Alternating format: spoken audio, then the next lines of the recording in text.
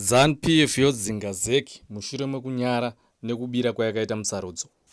Halo Zimbabwe, ndoimba kuti muchava nezuva rakanaka muzuva ranhasi. Ndoimba kuti also makanaka kwese kwamuri kumatima nenyika, upenyu hwenyu huri kuenda mune zvakanaka, muri kufara sezvo takatarisana neholiday yeEaster, holiday yekuti tombozororawo tionana nehama neshamwari ende tichienda mumachechi onzwa mharidzo dzakasiyana-siyana. Zimbabwe muzuva ranhasi ndoda kuti titaure nezvenhau iri kuitika munhau dzanhasi. Paripo pari kunzi pada kuchinjwa bumbiro romutemo iro rokunge richizobvumidza kuti ZEC inoitwa iyo Zimbabwe Electoral Commission yakamhenga ichishanda ichinzi iri independent, ichishanda iri separate, yakudzoserwa kwaRegistrar General office uku kwayakamhenga iri makore apfuurayo. Mucharangarira zvekare before 2009 tanga tine taita kuregista nezvese maElections aannounced through kwaRegistrar General, ndokwainorejista vanhu even kutariswa kuti wakaregista here. Voting system yedu yese yaitwa kwaRegistrar General. Saka ipari kunzi takudzoserwa kumasystems before 2009 aitika iwayo. Muchiri remember pakazonzi ZEC bumbiro romutemo parakaiswa idzva ra2013 pakanzi paitwe separate independent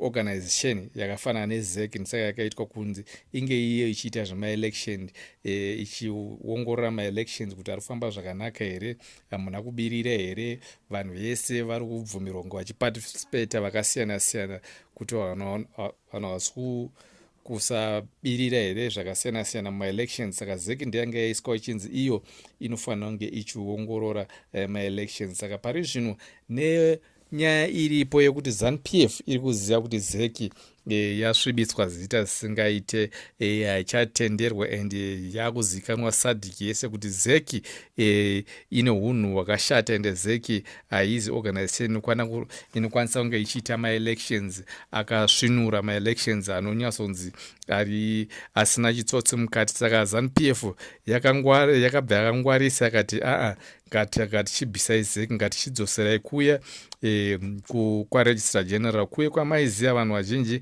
Kana muchiziva kwaRegistrar General ndokwanguna kwaRegistrar General ndokwanguna anatobaiwa mudede, uyo anga akavengwa nemunhu wese nenhau yokuti aifevhera ZANU-PF zvaingoita chigumba, anga asinga announce mari dzavo dzari correct, aifevhera ZANU-PF. Ndopakazoitwa kuti pazochinjwa paitwe ZEC. Asa ezvinezvi ZANU-PF yakudzosera futi kuZEC, noti kuZEC kwaRegistrar General uko kwakamhenga kwaita nyaya, saka yakudzosera kwaRegistrar General. So zvinotodiwa ndezvekuti pachinjwe bumbiro romutemo iro riri kunzi nevanhu pakuchinja bumbiro romutemo apa pari kunzi panogona kusanyatsochena, ndekuti bumbiro romutemo rinofanira kuti richinjwe kana uchida kudzosera kuti maElections anga achiranwa kwaRegistrar General, uko kunotorwa zvitupa kwatinotorera maIDs edu kwaRegistrar General, ndekwaoda kuti maElections anga achiitwa. Saka ivari kuti munhu paanenge achingotora chitupa chinyuwani unobva warejeswa kunge uchizenge uchizoqualifya kunge uchivhota.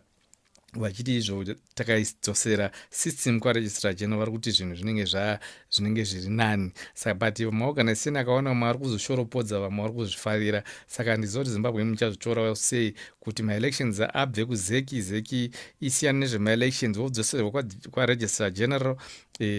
Hamene munozvifarira here kuti muone kunge zvinokwanisa kunge zvichizoita zvichapedza umbavha hunogara huchiitwa neZANU-PF hwekubirira maElection, oro zvichange zvakamira sei? Zvinonzi iyo inoitwa ZESN,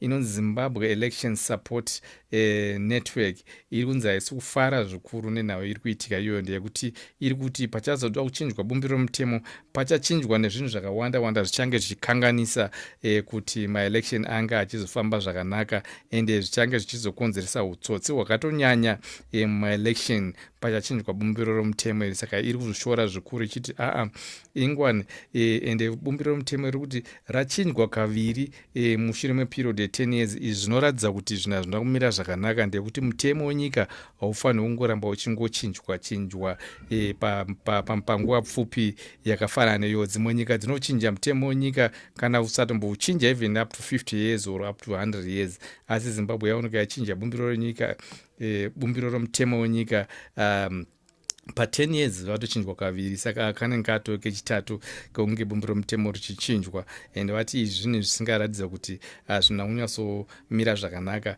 Vanongoti tinongoda organization inoti kana ichirana inge ichibvumidzawo kodzero dzevanhu vechidzimai kunge vange vachipawo input yavo, oro kunge vange vachinyatsosununguka nezvinenge zvabuda imomo, nemayouth kunge ange achiwirirana nezvinenge zvichidiwa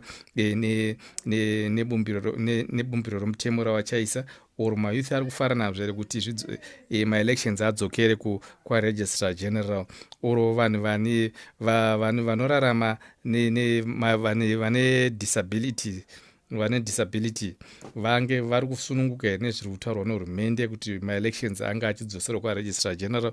Mutemo wacho unge uchiincluda futi vanhu ivava vange vachinyatsoziva, vabvunzisiswa futi nemayouth nevanhukadzi. Kunge kuchinyatsiswa muconcrete futi mutemo wekuti media coverage yedu, ndisaka muchiona muri kuona mamapato akaita sena ZANU-PF vari kumhanyira kuisa vanhu vavo mafriends avo kumedia coverage kwakafanana kuona naZBC, because ikoko kwakakosha, ndokunoita kuti zvinhu zvinge zvichisununguka. Kwakakosha because ndokunofambisa message yakakosha kuvanhu. Saka vakanga vachikumbunyukidzwa ikoko, ndozvimwe zviri kutaurwa futi, hakufaniri kuchimbunyukidzwa ikoko kuti kana vachiita macoverage avo mamapato matadza kumapa macoverage akakwana. Ndozvimwe zviri kutaurwa futi kunzi aiwa izvo zvinofanira kunge zvichiongororwa futi kana vada kuita machanges akafanana neaya. Maopposition members ari muparliament pari zvino anofanira kutoplay key role mukunge achirambidza izvi ayo, but takaziva hedu ndozvanga zvichidiwa neZANU-PF, saka yakanga ichimhanyisa ichishandisa vaShibangu. Even nyangwe makotsi akati vaShibangu haafanira kunge ari an active member CCC, but ZANU-PF yakaisa mutemo wayo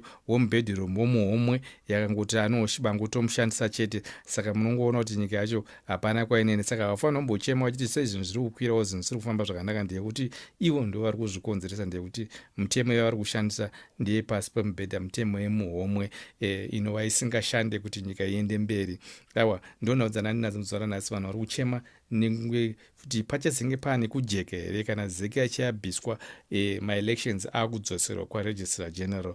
Vanhu vada kuziva kuti pachazenge paakujeka here, pachazochinjwa futi bumbiro romutemo, hapazoiswa tumwe tunhu twokuti tumwe tumaclose twatisingazonyatsokunzwisisa kuti twakamira sei, twanezenge vakushandisa makotsi kuti aiwa izvi zvinoreva zvakati zvakati, ndekuti iwo obvious pavachaita correction yetumutemo utu vanenge vatoinquire nemalawyers avo nevanhu vavo vakawanda parafuni. Munongoziva kuti ivo ndivo vanenge vachingori in charge nemajaji vachingoita zvavanoda nemajaji avanenge vakabhadhara kudhara. Saka panoda kuti even nyange vanhu vacho maopposition, vanhu vari in charge, vatovhunzawo kumainquire kune malawyers avo kuti mitemo iyi kana isati yachinjwa pachachaitwa referendum, vazive kuti izvi zvinenge zvichirechi, izvi zvinenge zvichirechi pamutemo iyoyo ichachinjwa, ende yekuti ndo pane noise yese, ndio panozokonzeresa kuti vakazenge vachida kuti maElections awina vakaendeswa mumakotsi vanodyiwa nepoint iyoyo.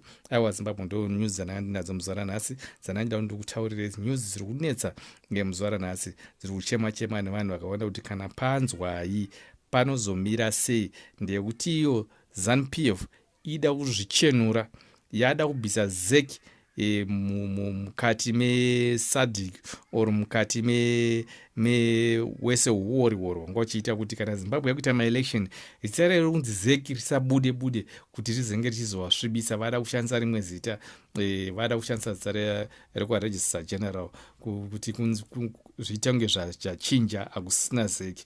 Ndekuti kana dzimwe nyika dzakunzwa kwakunzi maElections ari kuregistrar general vasisanzwe zeki vanenge vakuona kunge zvinhu zvinenge zviri nani muZimbabwe. Otherwise apa inenge yato imwe a new tactic yeZANU-PF yekuti vanezenge vachibira maElections. Aiwa ndonhau dzatinadzo muzora nhasi Zimbabwe. Dzione dzine dzakamira sei, mutiudze mumacomment section kuti zvine zvakamira sei. Ndotenda Zimbabwe, muwane zuva rakanaka. Thank you Zimbabwe.